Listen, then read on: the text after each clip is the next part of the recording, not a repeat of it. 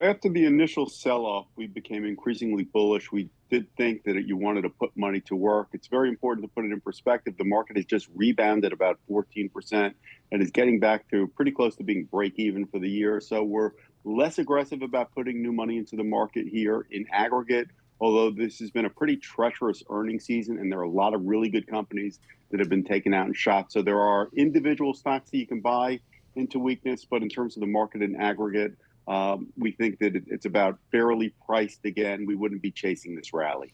What particular levels on the S&P 500 are you keeping a close eye on before you start going back in and buying more broadly?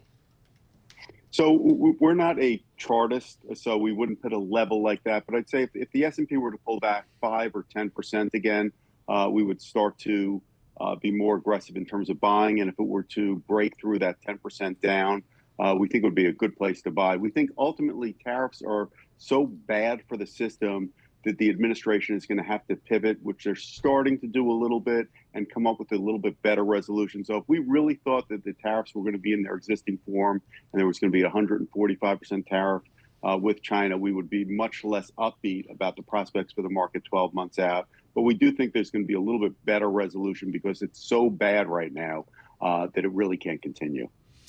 So, David, one of the names on your list is Comcast, and this is a stock that I've covered for decades.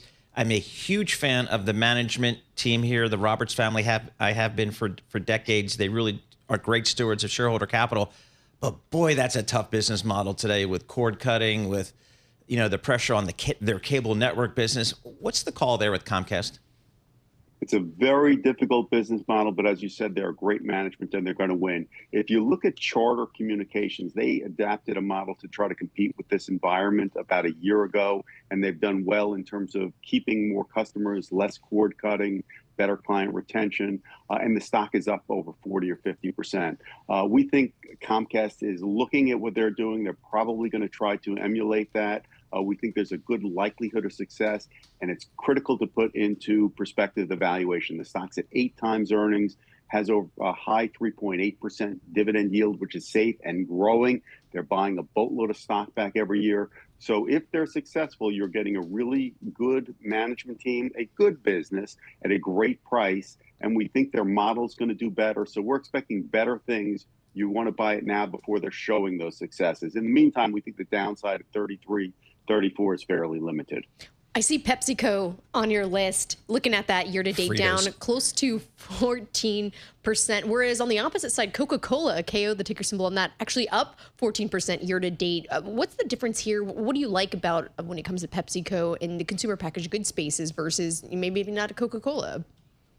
So Coca-Cola is doing really well, but it's at a much fuller valuation. We have owned Pepsi and Coke on and off over the last decade. Sometimes we like Coke better, sometimes we like Pepsi better. At this point, we like Pepsi better because the stock is selling at a really attractive valuation. They are having problems. This was a weak quarter. Their outlook was weak, but the stock's at about 16 and a half times earnings. The yield's over 4%. We think they're going to fix it eventually. They have great products, great management team. People do want to buy their products over time, and you're getting it at a really good entry point. The market's going to be pretty volatile this year, so some of the things that we like right now are things that have done poorly, and we think the downside is very limited. And over 12 months, you have pretty good upside. Pepsi falls into exactly that school.